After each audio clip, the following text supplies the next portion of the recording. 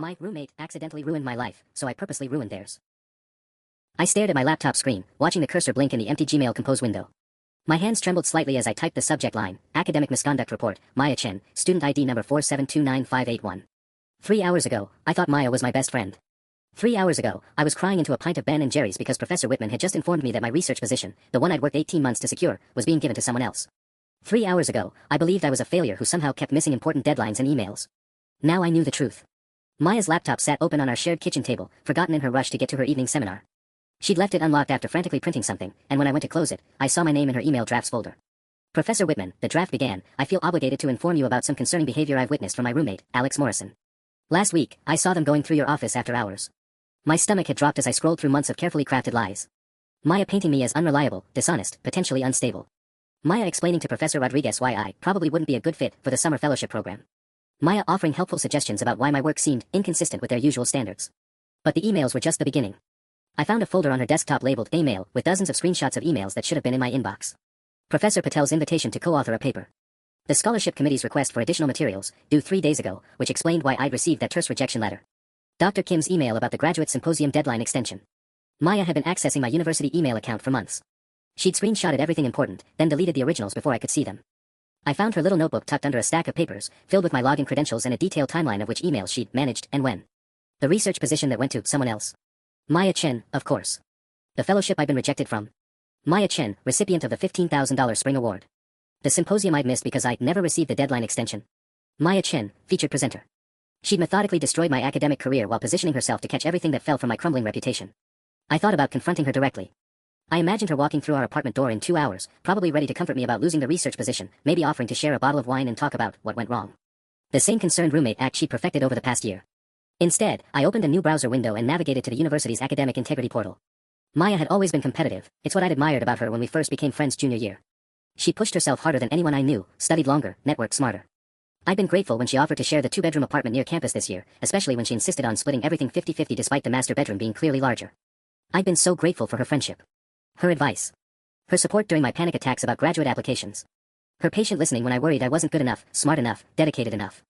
She'd known exactly which insecurities to nurture. My finger hovered over the Submit Report button as I heard Maya's key in the front door. Alex. I brought Thai food. Figured you could use some comfort curry after today. I clicked Submit. Alex. You okay in there? Maya's voice carried that perfectly calibrated note of concern as her footsteps approached the kitchen. I minimized the browser window and turned toward her, studying the face I thought I knew.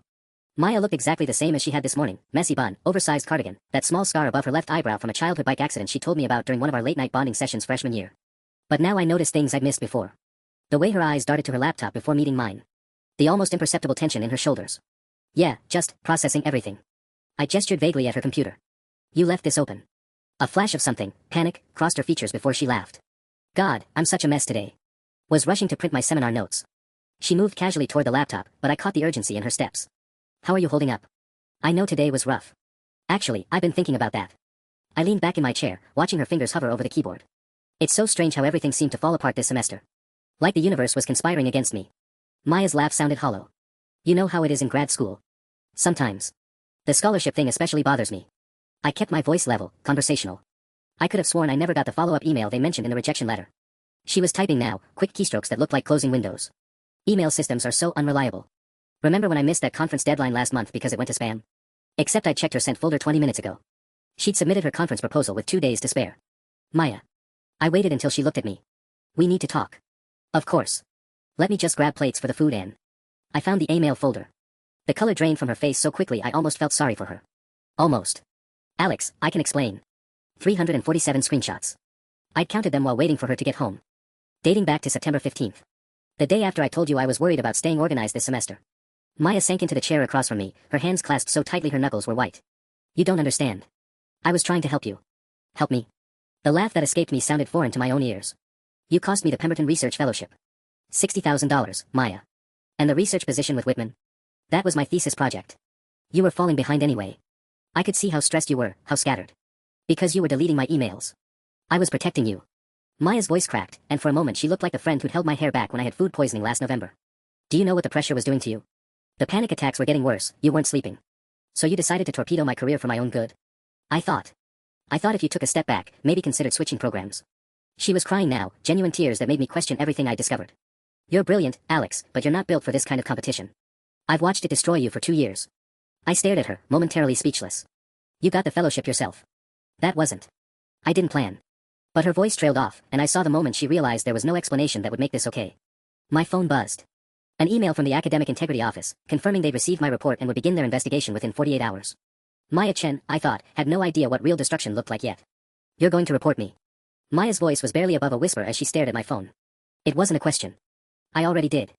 She flinched like I'd slapped her. Alex, please. You don't understand what this will do to me. If the university investigates, they'll find out you've been systematically sabotaging another student's academic career. Yeah, I imagine that won't go well for you. Maya pushed back from the table abruptly, beginning to pace our small kitchen. I have the Caldwell Graduate Fellowship interview next week. If there's even a whisper of academic misconduct on my record. The Caldwell? I felt something cold settle in my stomach. Maya, I applied for the Caldwell back in October. She stopped pacing. I submitted my application on October 15th. I remember because it was due that day, and I stayed up until 11:47 p.m. perfecting my research proposal. The details came flooding back with crystal clarity. I never heard back. Not even a rejection letter. Maya's silence was answer enough. Jesus Christ. I opened her laptop, ignoring her protests. It took me less than 30 seconds to find the folder, Caldwell A. Screenshots of the fellowship committee's emails to me. Initial interest in my application. A request for my writing samples that I'd never received. An invitation to the preliminary interview process, dated November 3rd, $45,000, I said softly, scrolling through emails about a fellowship I'd never known I was being considered for. Plus full tuition coverage and a guaranteed research position with Dr. Hendricks. Alex. Dr. Patricia Hendricks. The leading researcher in my field. My dream mentor. I looked up at Maya, who was now pressed against the refrigerator like she was trying to disappear into it. You've been corresponding with her for 2 months. Using information from my original application. I can fix this, Maya said desperately. I can withdraw from consideration, tell them I'm not ready. With my research proposal. I kept scrolling, finding email after email where Maya discussed ideas that came straight from my application materials. Look at this. December 12th. You sent Dr. Hendricks a detailed outline of your thesis project. The impact of social media algorithms on democratic discourse in emerging democracies. That's my thesis, Maya. Word for word the title I submitted to the fellowship committee. I expanded on it. I added my own analysis. You stole it. The rage was building in my chest, but my voice remained eerily calm. You didn't just sabotage my opportunities. You stole my work and used it to build your own career. Maya slumped into her chair, head in her hands. It started small. I saw how much you were struggling, and I thought if I could filter out some of the pressure. When? I demanded. When did it start? She was quiet for so long I thought she wouldn't answer. Finally, last spring. When we were both applying for the summer research program at Northwestern. My blood went cold. The program I didn't get into because my application was supposedly late. You were having panic attacks every night. You couldn't sleep, couldn't eat. So you decided what was best for my life and my career without consulting me. I got the Northwestern position, and I thrived there, Alex. I proved that I could handle the pressure better than you could. There it was. The truth she'd been dancing around for the past 20 minutes. This was never about protecting me, I said quietly. This was about eliminating competition. Maya finally looked up, and I saw something in her eyes I'd never noticed before. Something calculating and cold that had probably been there all along. You want to know the truth, she said, her voice steadying. You're brilliant, but you're weak. This industry will eat you alive anyway. I just expedited the process. I smiled then, which seemed to surprise her. We'll see about that. Maya's phone buzzed against the kitchen table, and I watched her glance at it instinctively before her face went pale. She grabbed for it, but I was faster. Hey babe, just finished ring shopping with my sister. Can't wait to celebrate your fellowship news tomorrow night. Love you so much. Heart emoji. I looked up at Maya, whose horror was almost comical. Jake's planning to propose. Give me my phone back. Her voice was sharp, desperate. 3 years you've been dating him, right? Since sophomore year. I scrolled through more messages, finding months of sweet texts from Jake Patterson, pre-med student, president of the volunteer clinic, the kind of guy who probably had their whole future planned out. Oh, this is interesting. Babe, my dad's really excited to meet you over Christmas. Mom's already planning the engagement party for New Year's Eve. Alex, stop. His parents don't know about your little email hobby, do they? I kept reading. Can't believe my girlfriend is going to be Dr. Maya Chen someday. You're going to change the world. I looked up at her. Built on my stolen research proposal, of course. Maya lunged for the phone, but I stepped back. What do you think Jake would say if he knew his brilliant girlfriend destroyed someone else's career? Do you think Dr. and Mrs. Patterson would still be planning that engagement party? You can't. Maya's voice cracked. He's everything to me. This would destroy him. Funny how that works, isn't it? Please. She was crying again, but these tears felt different. Panicked rather than manipulative. I know I made mistakes, but Jake is innocent in this. He loves me. He loves the version of you that doesn't exist. I found Jake's contact info and started typing. He loves the brilliant, ethical graduate student who earned everything through hard work. If you tell him, I'll lose everything. I paused, my thumb hovering over the send button. Everything? Really? Let me think about what I lost, Maya. My research position with Professor Whitman, gone. The Pemberton Fellowship, gone to you. The Caldwell Fellowship with my dream mentor, stolen by you using my own work. My reputation with the faculty, systematically destroyed by your lies. What exactly do you have left to lose? Maya was hyperventilating now. The academic misconduct investigation, if they find everything, I'll be expelled. The fellowship will be revoked. I'll lose my research assistantship, my stipend. Your income from the under-the-table tutoring business too, I'd imagine. I'd found evidence of that earlier, a detailed spreadsheet tracking payments from students she was helping with assignments. 15 to 20 students paying her $200 to $500 per paper. That's what, maybe $30,000 this semester. All unreported, I'm sure. Her face went white. How did you? Your laptop, remember? Very thorough records. I especially liked the folder labeled Client Essays, Final Versions. Some of these look suspiciously like completed assignments rather than tutoring materials. Those are just examples. Example essays with specific professor names, assignment prompts, and submission deadlines. Come on, Maya. We both know what this is. I pulled up her banking records, which she'd foolishly saved to her desktop. Venmo payments of $300 from Emily K_2002 with the memo, sociology paper, thanks. Another $500 from Marcus_Chin94 for econ assignment. This isn't tutoring. This is academic fraud on an industrial scale. Maya collapsed back into her chair. You've destroyed me already. The university investigation will find all of this. Actually, they'll only find what I reported, the email interception and the stolen fellowship materials. But you're right that they'll probably dig deeper once they start looking. I smiled. Unless, of course, someone were to report the tutoring business separately. To the university. Maybe to the IRS too, since I doubt you've been paying taxes on $30,000 in unreported income. What do you want? Maya's voice was barely audible. I looked at her, really looked at the person I'd called my best friend for 3 years. The person I'd trusted with my deepest insecurities and biggest dreams. The person who'd used all of that intimate knowledge to systematically dismantle my life while building her own on the wreckage. I want you to understand what it feels like to lose everything, I said simply. The way I did 3 hours ago when I thought my failures were my own fault. My finger moved to the send button on Jake's message. Starting with the person you love most. I pressed send. The message was simple. Jake, this is Alex, Maya's roommate. There's something about Maya you need to know before you propose. Can we meet for coffee tomorrow morning? It's important. Maya's scream was primal, like an injured animal. She lunged across the table, clawing at my hands, trying to get her phone back. Delete it. Delete it right now. It's already sent. I held the phone out of reach as she practically climbed over the table. But don't worry, I didn't tell him everything. Yet. She collapsed back into her chair, sobbing. You don't understand. Jake's parents, they're traditional. Conservative. His dad's a deacon at their church. If they think I'm some kind of criminal. Are you not? Maya's phone buzzed with Jake's reply, Alex. Is everything okay? Is Maya hurt? I showed her the message. He's worried about you. Sweet guy. Probably has no idea his girlfriend has been running a cheating ring for 2 years. 18 months, Maya whispered, then immediately looked like she regretted the correction. Ah, so it started during your Northwestern summer program. The one you stole from me. I pulled up her tutoring spreadsheet again, scrolling to the earliest entries. July 15, 2023. Summer session student, needs help with statistics final. $500. I kept scrolling. Interesting how your prices went up over time. Supply and demand, I guess. Maya wiped her nose with her cardigan sleeve. Those students would have failed otherwise. Right, you're basically a humanitarian. I found her tax documents folder, also conveniently saved on her desktop. Let's see, you reported $12,000 in graduate assistant income to the IRS last year. But according to your Venmo records, you made an additional $47,000 in tutoring fees. That's quite a discrepancy. They pay cash sometimes. Maya, I have screenshots of everything. Your PayPal, Venmo, even some Zelle transactions. You've been meticulous about tracking income but apparently forgot that tax evasion is a federal crime. Her phone buzzed again. Jake, should I come over? You're scaring me, Alex. I started typing a response. Maya's fine physically, but there's something about her academic work you should know about before. Stop. Maya grabbed my wrist. Please. I'll do anything. I paused, studying her face. Anything. I'll withdraw from the Caldwell Fellowship. I'll tell Dr. Hendricks there's been a mistake. Using what explanation? That you accidentally submitted someone else's research proposal. Maya's grip on my wrist tightened. I'll say I realize the project isn't viable. That I need more time to develop my ideas. And Professor Whitman's research position? I'll tell her I'm overcommit. That you should get it instead. I almost laughed. Maya, do you think I want positions that you're handing back to me like damaged goods? After you've spent months convincing the faculty that I'm unreliable. Her phone buzzed a third time. Jake, I'm driving over. Something's wrong. Maya saw the message and panic flashed across her face. He'll be here in 15 minutes. Please, Alex. End this before he arrives. End this? I set her phone down carefully on the table between us. Maya, this is just the beginning. You spent a year and a half systematically destroying my life. Did you think there wouldn't be consequences once I found out? I'll pay you back. The fellowship money, the research stipend from Whitman's lab. With what money? Your tutoring income. I opened a new browser window and navigated to the university's anonymous tip line. Because after tonight, I don't think you'll be in that business much longer. Maya watched in horror as I began typing a new report. I have evidence of a graduate student facilitating academic dishonesty by writing assignments for undergraduate students in exchange for payment. The university will expel me, Maya whispered.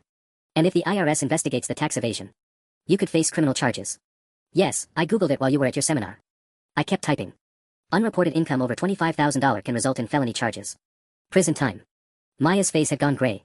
My parents, they immigrated here with nothing. I'm supposed to be the first Dr. Chen. If they find out, I might go to prison. For a moment, looking at her broken expression, I felt a flicker of the old sympathy. Then I remembered finding my research proposal in her files, transformed into her fellowship application. You should have thought about that before you decided to build your American dream on the ruins of mine. I hit submit on the academic dishonesty report just as we heard Jake's key turning in our front door. Jake burst through the door looking like he'd broken several traffic laws getting here. His usually perfect hair was disheveled, his Northwestern med school sweatshirt inside out like he'd thrown it on in a panic. Maya? Alex? What's going on? His eyes darted between us, taking in Maya's tear-streaked face and my unnaturally calm expression. Your text scared the hell out of me. Maya immediately launched herself at him, wrapping her arms around his waist. Jake, thank God you're here. Alex is having some kind of breakdown. I'm not the one having a breakdown, I interrupted smoothly. I'm just having a very enlightening evening learning about my roommate's extracurricular activities. Jake's concerned gaze shifted to me, still holding Maya protectively. Alex, what's this about? Maya said you lost the research position today. I know that sucks, but... Did she tell you why I lost it? Sometimes these things just don't work out. Jake. I kept my voice gentle. This wasn't his fault. Maya has been intercepting my emails for over a year. She's been deleting messages from professors, scholarship committees, research opportunities. The position I lost today. It went to her. Jake's arms loosened slightly around Maya. That's crazy, Alex. Maya would never. I have proof. I turned her laptop screen toward him. Hundreds of screenshots. A detailed log of which emails she deleted and when. Want to see? Don't listen to her, Maya said desperately, pressing her face against Jake's chest. She's been acting paranoid lately, accusing me of things. But Jake was already stepping back, studying Maya's face. Maya, what is she talking about? Show him the Caldwell Fellowship emails, I suggested. The ones where Maya submitted my research proposal as her own work. Jake's face went very still. The Caldwell Fellowship. Maya, you told me you've been working on that proposal since last summer. Maya's silence stretched too long. Oh, this gets better, I continued. Tell him about your tutoring business, Maya. The one where you write entire assignments for undergraduates. $47,000 in unreported income last year. Tutoring. Jake looked genuinely confused. Maya, you told me you quit tutoring because it took too much time away from your research.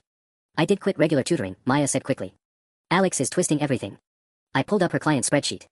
Marcus Chen, $500 for Economics of Healthcare Policy final paper, due December 8th. That's not tutoring, Jake. That's academic fraud. Jake was reading over my shoulder now, his face growing paler with each line item. Maya, these are completed assignments. With grades listed. His voice cracked slightly. Emily K. _ 2002, A- on political theory midterm essay, $350. Those students needed help. You wrote their papers for them. Jake stepped away from Maya completely now. Maya, this is cheating. This is. Jesus, this could get those students expelled. I watched the exact moment Jake's worldview shifted, the same way mine had 3 hours earlier.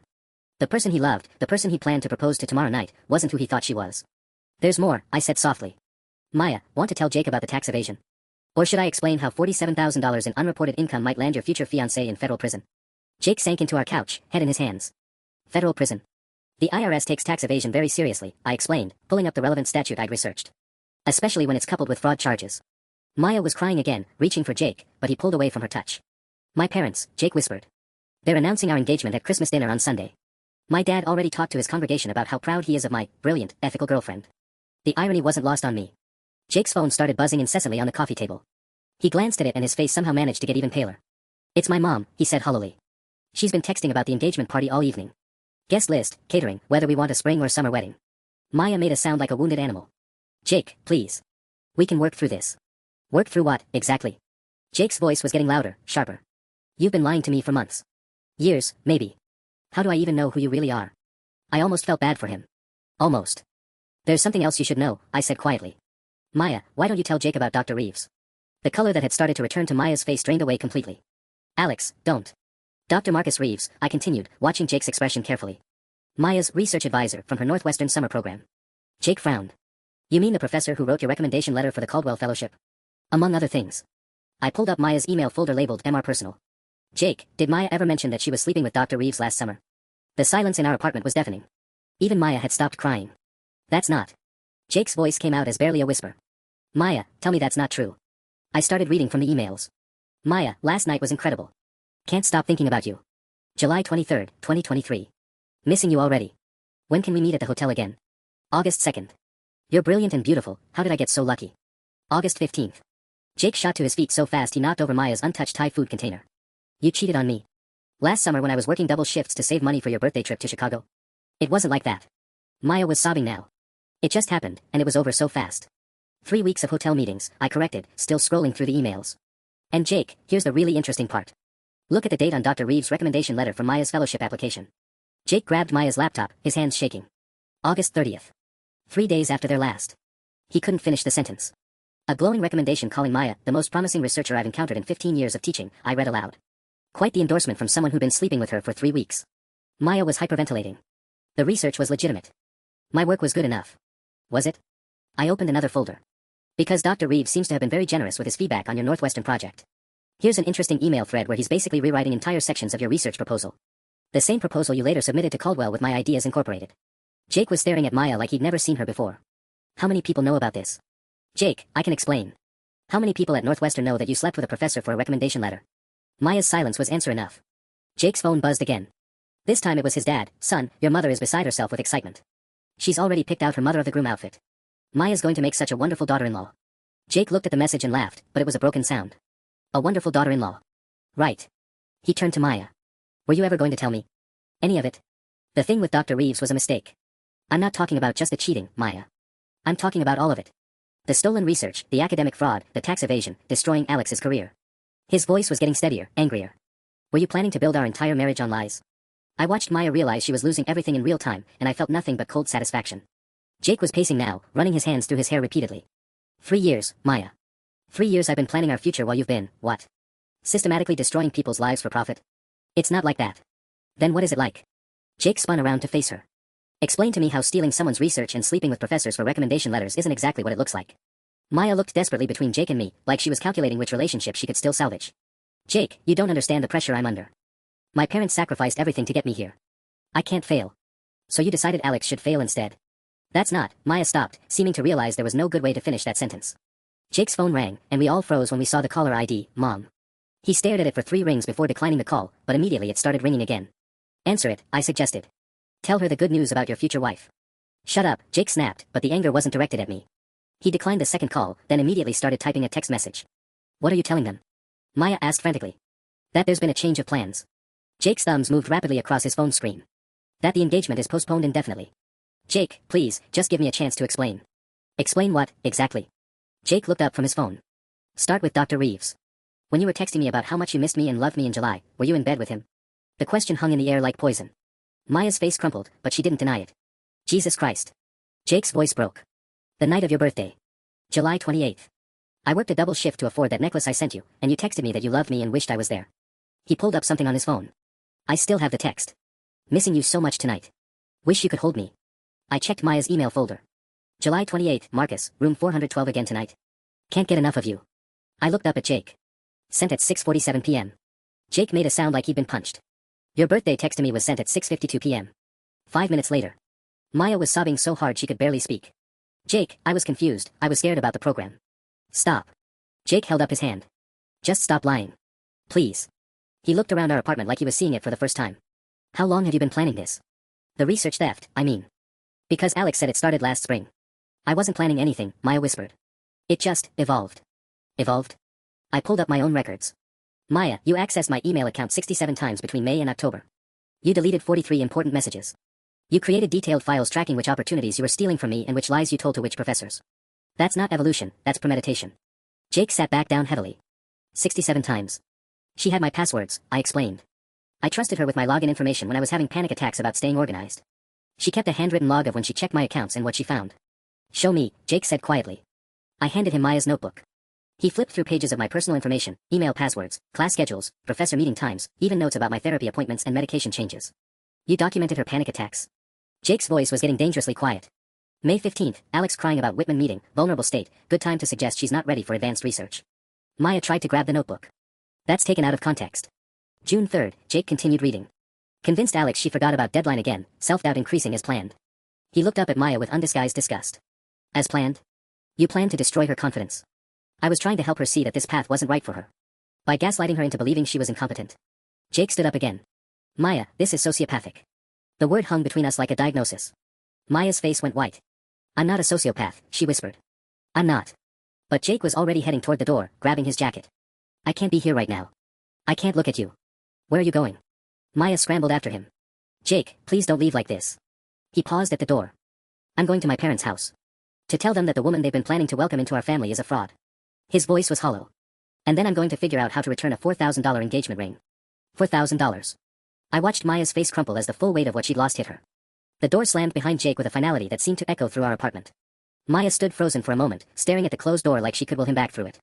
Then she whirled around to face me, and I saw something dangerous flicker across her features. You destroyed my life, she said, her voice eerily calm after the hysteria of the past hour. I exposed your life, I corrected. There's a difference. Maya walked slowly back to the kitchen table, her movements deliberate and controlled in a way that made me suddenly aware of how isolated our apartment was. Third floor, thick walls, no close neighbors. 3 years, she said quietly, sitting down across from me again.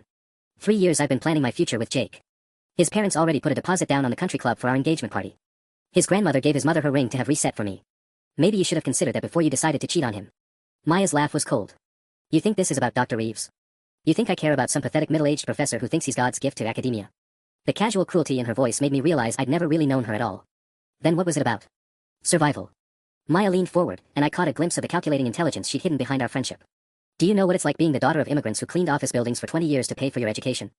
Do you know what it feels like to watch privileged kids like you stumble into opportunities that people like me have to claw and fight for? So you decided to steal mine instead of earning your own. I decided to level the playing field. Maya's voice was getting steadier, more confident. You've never had to work for anything real in your life, Alex. Your parents paid for your undergraduate degree outright. You've never held a job during the semester, never stayed up until 3 a.m. writing papers for other students just to make rent money. That doesn't justify. Justify what? Taking opportunities from someone who was going to waste them anyway. Maya pulled out her phone and started scrolling through something. Do you want to know the real reason I intercepted your emails? Because I watched you have panic attacks every time a professor so much as looked at you sideways. Because you were falling apart under pressure that I've been handling since I was 14. I felt a chill run down my spine. What are you doing? Maya smiled, and it wasn't a pleasant expression. Insurance. She held up her phone. See, while you were busy playing detective earlier, I was documenting a few things of my own. The screen showed a video recording timestamp from earlier this evening. I could see myself at Maya's laptop, scrolling through her files with obvious intent. Interesting how this looks like you illegally accessing my private accounts and documents, Maya said conversationally.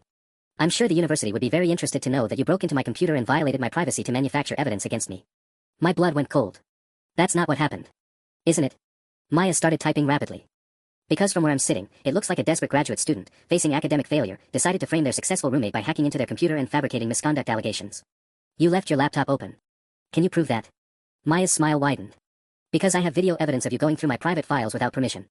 And coincidentally, I sent myself several backup emails from various accounts earlier today. Emails that show a very different story than the one you're trying to tell. I watched in horror as she pulled up what looked like fabricated email threads between herself and various professors, painting me as unstable, potentially dangerous, and academically dishonest. You can't be serious. Dead serious. Maya finished typing and showed me her screen. She drafted an email to the Dean of Students. I'm writing to report concerning behavior from my roommate Alex Morrison, who has been exhibiting signs of increasing instability and paranoia. Tonight I discovered them illegally accessing my computer and personal accounts. I'm genuinely concerned for my safety. Maya, this is insane. This is self-preservation. She highlighted a paragraph describing my increasingly erratic behavior and obsession with academic conspiracy theories. See, the beautiful thing about gaslighting someone for over a year is that you've already laid the groundwork for exactly this scenario. Half the faculty already thinks you're mentally unstable. My phone buzzed. A text from an unknown number. This is Jake. Maya's right about one thing, you did destroy her life tonight. I hope you're proud of yourself. Stay away from both of us. Maya was watching my face as I read. I texted him from your phone while you were in the bathroom earlier. A few messages about how you've been obsessing over me, how you're jealous of my success. She shrugged. Amazing how quickly people believe what they want to believe. He'll figure it out when he sees the evidence. What evidence? The files you illegally accessed. The emails you could have easily fabricated. Maya hit send on her message to the dean. Congratulations, Alex. You just turned yourself from victim to perpetrator. I stared at Maya in complete disbelief as the reality of what she'd just done sank in. She'd turned the tables in less than 5 minutes, transforming herself from exposed criminal back into victim with a few carefully crafted lies. You're forgetting something, I said, surprised by how steady my voice sounded. I already submitted my report to academic integrity 3 hours ago. With timestamps showing when your files were created, when emails were deleted from my account, when you accessed my university portal. Maya's confident smile faltered slightly. Timestamps can be manipulated. Not university server logs. I pulled up my confirmation email from the academic integrity office. They'll have complete records of every login, every email deletion, every time you accessed my account from your IP address. Your little performance tonight doesn't change months of digital evidence. My IP address? Maya's face went pale. That doesn't prove. It proves everything. Every time you logged into my university email from this apartment, it was recorded. Every scholarship notification you deleted, every professor email you intercepted. I leaned back in my chair. Did you really think the IT department wouldn't be able to trace unauthorized account access? Maya was quiet for a long moment, and I could practically see her recalculating her options. Finally, even if they can prove I accessed your email, I can claim I was helping you manage your accounts during your mental health crisis. What mental health crisis? The one documented in your student counseling center records. Maya's smile returned, colder than before. Panic disorder, generalized anxiety, difficulty managing academic responsibilities. I'm sure Dr. Patricia Wu would be happy to testify about your deteriorating mental state this semester. My stomach dropped. You've been talking to my therapist. I've been your emergency contact since September, remember? When you had that panic attack during Professor Martinez's lecture and they called me to pick you up. Maya pulled up her contacts list. Amazing how much information concerned roommates can access when they're just trying to help. That's confidential medical information. Is it? Because I have emails from Dr. Wu thanking me for providing context about your living situation and academic stressors. Maya's typing became more aggressive. Turns out therapists love getting input from close friends about patients who might be a danger to themselves or others. I was never a danger to anyone. Weren't you? Maya tilted her head. Because tonight you broke into my computer, violated my privacy, sabotaged my relationship, and destroyed my academic career. That sounds pretty dangerous to me. My phone rang. The caller ID showed Dean Peterson, Student Affairs. At 11:30 p.m. on a Tuesday. Answer it, Maya said sweetly. Let's see how convincing your conspiracy theory sounds to university administration. I declined the call, but immediately received a text. Ms. Morrison, please report to my office first thing tomorrow morning. We need to discuss a serious allegation that's been made against you. Fast response time, Maya observed. Almost like the dean takes student safety very seriously. My phone rang again. This time it was campus security. What did you tell them? I demanded. Just that I was concerned about my roommate's increasingly unstable behavior and that I felt unsafe staying in our apartment tonight. Maya gathered her laptop and started shoving clothes into an overnight bag. They're sending someone to do a wellness check and escort me somewhere safe. Maya, this is insane. You can't seriously think. Think what? That I can convince people you've been stalking and harassing me? Stealing my work? Having a mental breakdown? She zipped her bag with sharp, efficient movements. Alex, I've been managing your reputation for over a year. I know exactly which buttons to push. The apartment buzzer rang, followed by a firm knock. Campus security. We need to speak with Alex Morrison. Maya paused at our bedroom doorway. Here's what's going to happen. The academic integrity investigation will find that you illegally accessed my accounts to fabricate evidence. The dean will recommend disciplinary action, possibly expulsion. Jake will tell his parents that you're the unstable roommate who tried to destroy his relationship with lies. She shouldered her bag. But here's the really beautiful part, even if some people believe your version of events, it won't matter. The Caldwell Fellowship interview is in 6 days. Dr. Hendricks has already accepted me as her research assistant. The damage to your credibility will take months to undo, and by then, I'll be untouchable. The knocking got louder. Ms. Morrison, please open the door. You miscalculated one thing, I said quietly as Maya walked toward the front door. She paused. What's that? I'm not the only person you've done this to. I pulled up a browser window I'd opened earlier while she was texting Jake. Funny thing about investigating someone as thoroughly as I investigated you, you find interesting connections. Maya's confident expression cracked slightly. What connections? Sarah Chen. Your Northwestern roommate who mysteriously failed out junior year after a plagiarism allegation. I clicked on a saved email thread. She reached out to me 2 hours ago after I posted in the Northwestern Graduate Student Forum asking about your time there. You contacted Northwestern. Sarah's been trying to prove her innocence for 2 years. Turns out she had very similar problems with missing emails, deleted assignments, and a roommate who seemed to know an awful lot about her personal business. I smiled. She's driving down from Chicago tomorrow morning to meet with Dean Peterson. Maya's face had gone completely white. Sarah Chen is a pathological liar. So is Jessica Liu from your freshman year at Wisconsin. And Marcus Webb from your sophomore year summer program. I'd found them all through social media, following a trail of destroyed academic careers that seemed to follow Maya wherever she went. 5 years, Maya. 5 years of roommates and classmates having mysterious run-ins with academic misconduct allegations right before you coincidentally received their opportunities. The truth was dawning in Maya's eyes, she wasn't as careful as she thought, and her past victims weren't as isolated as she believed. Tomorrow's going to be a very interesting day, I said as campus security began pounding on our door. The campus security officer was younger than I expected, probably a graduate student himself working the night shift. Officer Martinez looked between Maya and me with the practiced neutrality of someone who dealt with roommate disputes before. Ms. Chen reported feeling unsafe, he said carefully, consulting his tablet. She mentioned concerns about erratic behavior and possible harassment. Maya stepped forward, her overnight bag clutched to her chest like a shield. Officer Martinez, I appreciate you coming so quickly. Alex has been acting very strangely lately, and tonight I found her going through my personal computer files.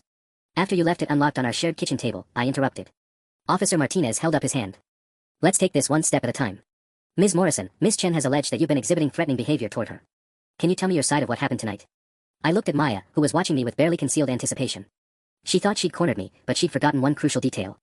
Officer Martinez, before I explain anything, I think you should know that Ms. Chen is currently under investigation by the university for academic misconduct.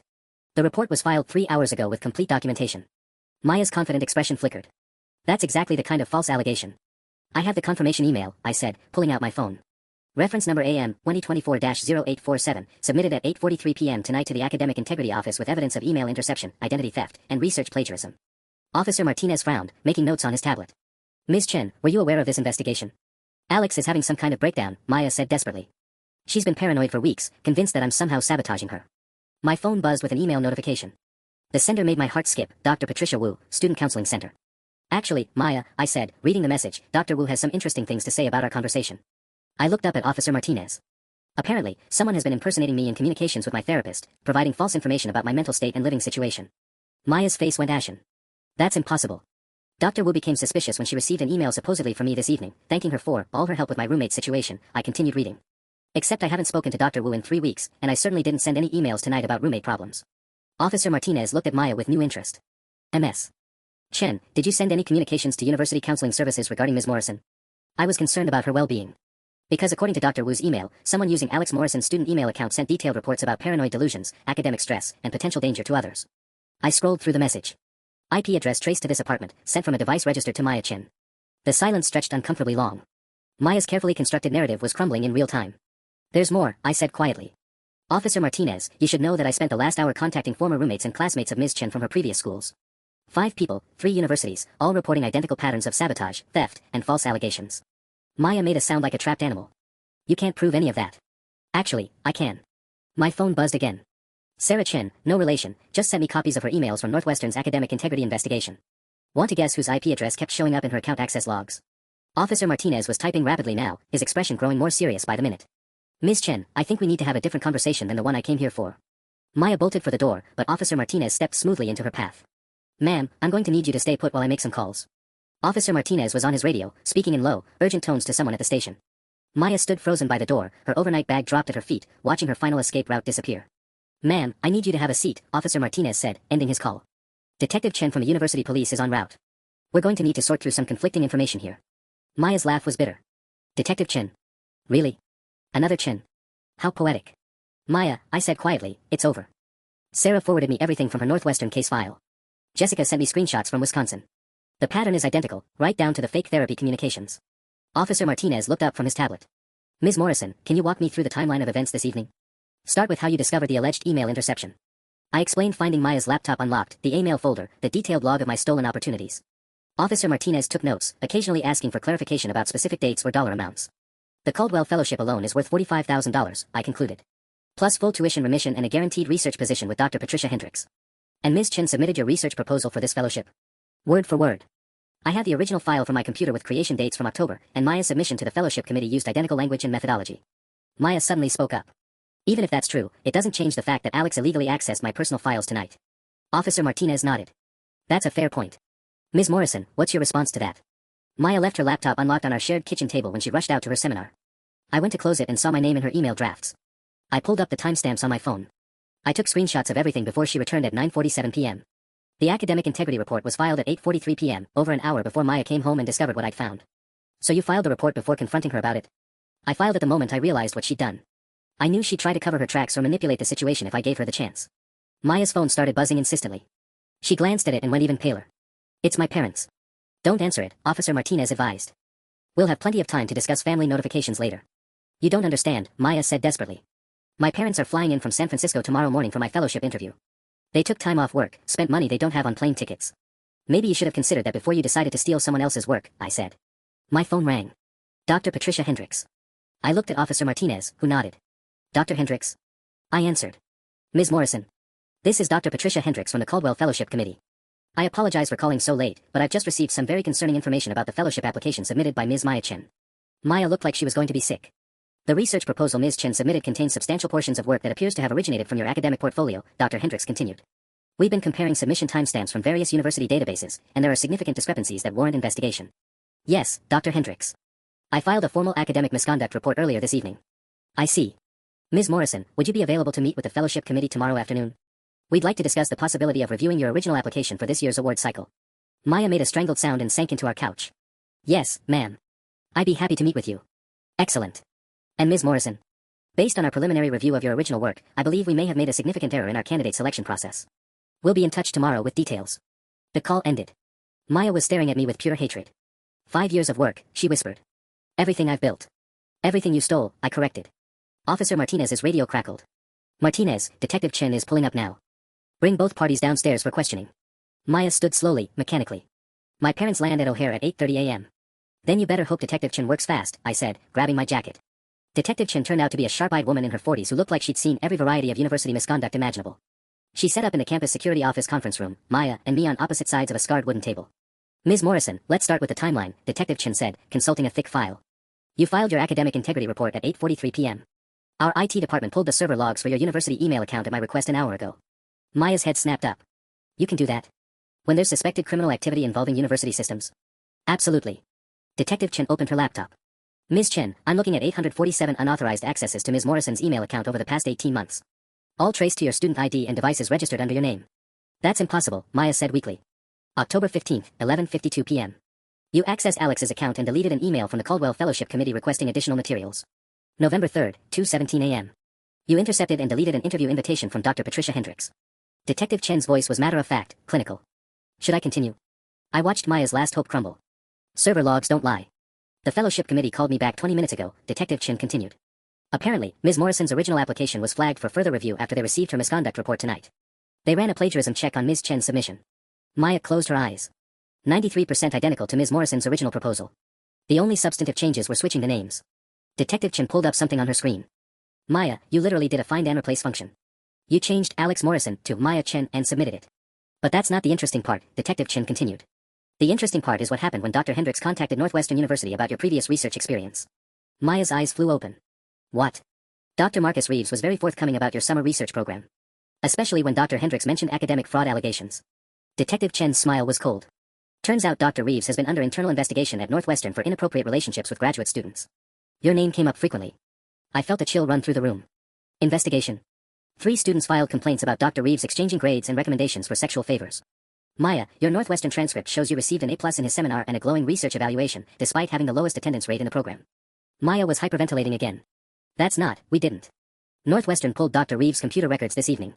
Very illuminating email threads, Maya. Especially the ones where he's rewriting your research proposals in exchange for hotel visits. Detective Chen leaned forward. Federal Title IX violation. Northwestern's terminating him and reviewing every grade he's given in the past 3 years. What does that mean for Maya's transcript? I asked. Under review for academic fraud. Her Northwestern credits may be invalidated entirely. Detective Chen checked her phone. Which would make her ineligible for graduate school here, since Northwestern credits fulfilled her undergraduate research requirements. Maya made a sound like she was choking. They can't do that. I'm graduating in May. Not if your undergraduate degree is retroactively invalidated. Detective Chen's phone buzzed, and she frowned at the screen. Maya, there's something else. We contacted the IRS about your unreported tutoring income. My stomach dropped. This was escalating faster than I'd anticipated. The IRS flagged your case for expedited investigation based on the dollar amounts involved. $127,000 in unreported income over 3 tax years. Detective Chen looked up from her phone. They're issuing a warrant for your financial records tomorrow morning. Maya was sobbing now, great heaving sobs that shook her entire body. I need to call my parents. Actually, Detective Chen said gently, I need to call them. Maya Chen, you're under arrest for computer fraud, identity theft, and federal tax evasion. The handcuffs clicked shut around Maya's wrists with a finality that made my revenge feel suddenly, terrifyingly real. I watched the patrol car's taillights disappear into the night, Maya's silhouette visible through the rear window. Detective Chen had driven away 10 minutes ago, leaving me alone in our apartment with the deafening silence of complete victory. My phone had been buzzing non-stop for the past hour. Jake's parents, confused and frantic. Maya's parents, landing at O'Hare in 6 hours to watch their daughter interview for a fellowship she'd never receive. Dr. Hendricks, requesting an emergency meeting to rectify the situation immediately. The dean of students, suddenly very interested in scheduling a completely different conversation than the disciplinary meeting Maya had orchestrated. But it was the email from Sarah Chen that made my hands shake as I read it. Alex, Detective Chen connected me with 4 other students from Maya's past. We're organizing a class action complaint with the Department of Education. Maya's pattern goes back to high school. Her SAT scores were fraudulent too. We think her entire academic record is fabricated. High school. Maya had been doing this for 7 years. I scrolled through the attached documents Sarah had forwarded. Emma Rodriguez from Maya's senior year lost her valedictorian spot after Maya anonymously reported her for cheating. Kevin Park from junior year failed AP chemistry after Maya convinced the teacher he was mentally unstable. Lisa Chen from sophomore year expelled for plagiarism charges that Maya had orchestrated from the beginning. Maya hadn't just stolen opportunities. She'd been systematically destroying people's lives since she was 16 years old. My laptop chimed with an incoming video call.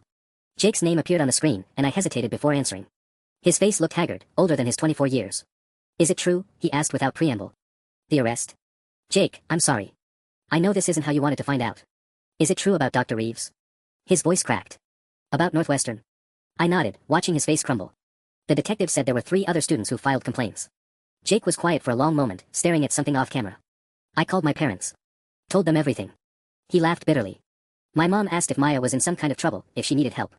Even now, they can't believe she's actually criminal. Evil. The word hung between us like an accusation. That's what my dad called her. Evil. I've never heard him use that word about another person. My phone buzzed with another call. Maya's mother, calling for the 4th time in 20 minutes. They keep calling me, I told Jake. Her parents. I don't know what to tell them. Tell them the truth. Their daughter is a sociopath who's been destroying lives for sport. Jake's anger was raw, unfiltered. Do you know what the worst part is? I was going to propose tomorrow night at the restaurant where we had our first date. I had this whole speech planned about how proud I was of her success, how inspired I was by her work ethic. The irony was devastating. Jake, I know this doesn't mean much now, but Maya did love you. In whatever way someone like her is capable of loving. Did she? Jake's voice was hollow. Or was I just another opportunity to steal? Another life to absorb and use? He paused. Detective Chen said Maya's been doing this since high school. 7 years, Alex. How many people has she destroyed? Before I could answer, my email chimed with a message that made my blood freeze. The sender, Maya Chen, sent from Cook County Jail. Subject, you have no idea what you've done. The message was brief, but it made every word of my victory feel suddenly fragile. Alex, congratulations. You got what you wanted. But you made one mistake. You assumed I was working alone. Check your credit report. Check your medical records. Check your family's business license renewals. Some games have players you never see coming. Sweet dreams. M. Jake was still talking, but his voice sounded distant as Maya's words echoed in my mind. I destroyed Maya Chen. But apparently, Maya Chen had been planning for this possibility all along. I stared at Maya's email for a full minute before my fingers started moving across the keyboard. My credit report loaded first, perfect score, no suspicious activity. Medical records showed nothing unusual. My parents' business licenses were current and properly filed. Maya was bluffing. But just to be sure, I called my bank's fraud hotline and requested a full account review. Clean. Called my parents in Portland. Dad answered on the first ring, voice thick with sleep. Alex? It's 2 a.m., honey. Everything okay? Dad, has anyone contacted you about the business recently? Any unusual paperwork or phone calls? What? No, why would, Alex, you're scaring me. I'm fine. Just checking on something. Go back to sleep. Maya's final manipulation attempt had failed, just like everything else she tried tonight. My phone buzzed with a text from Detective Chen, financial warrant executed. Maya's accounts frozen, $340,000 in total assets seized pending investigation. Thought you'd want to know, she tried to transfer everything to an offshore account 2 hours before arrest. Almost worked. $340,000. Maya had been running her academic fraud operation on an industrial scale. Another message arrived from Dr. Hendricks. Ms. Morrison, Emergency Fellowship Committee meeting concluded. We're officially offering you the Caldwell Fellowship, effective immediately. Dr. Reeves' investigation invalidated all his recommendations, meaning Maya Chen was never a legitimate candidate. Your original application was exemplary. Welcome to the program. I read the message 3 times before it sank in. The Caldwell Fellowship. My dream mentor. Everything Maya had stolen was coming back to me. Jake called again around 4 a.m. I can't sleep, he said. Keep thinking about everything she said, everything she did. Was any of it real? The person you fell in love with was real, I told him. Maya just buried her so deep under lies and manipulation that even she forgot who she really was. My parents want to press charges too. For the emotional distress, the wedding deposits they made. Jake's voice was getting stronger. My dad called his lawyer. Apparently fraud victims can sue for damages. Jake, there's something you should know. Detective Chen texted, Maya had over $300,000 in hidden accounts. Your parents might actually recover their money. The silence stretched long enough that I thought he'd hung up. $300,000, he finally said. She destroyed all those lives for money. And power. And the thrill of knowing she could. 6 months later, I was settling into my research office at Dr. Hendricks' lab when Sarah Chen knocked on my door. She looked healthier than in the photos from her Northwestern days, her smile genuine for the first time in years. Thought you'd want to see this, she said, handing me a newspaper clipping. The headline read, Graduate Student Sentenced to 4 years for Academic Fraud Conspiracy. Maya's photo stared back at me from beneath the text, her expression blank and defeated. 4 years federal prison, plus restitution to 14 victims totaling $847,000, Sarah read aloud. Her parents' statement said they were heartbroken but not surprised by the verdict. I skimmed the article. Maya had pled guilty to all charges in exchange for a reduced sentence. Dr. Reeves got 3 years. Northwestern faced a federal investigation. 7 students had their academic records restored. There's something else, Sarah said, pulling out her phone. Jake Patterson got engaged last weekend. To a pediatric nurse he met at his residency. His Instagram post said he finally found someone who builds people up instead of tearing them down. I smiled, genuinely happy for him. Jake deserved better than Maya's twisted version of love. My computer chimed with an email notification. Dr. Hendricks, forwarding acceptance letters from 3 top PhD programs who wanted to recruit me after seeing my Caldwell research. Maya had tried to destroy my life to build her own. Instead, she destroyed herself and handed me everything I'd ever wanted. The only person who ruined Maya Chen's life was Maya Chen herself. I just made sure everyone finally knew it.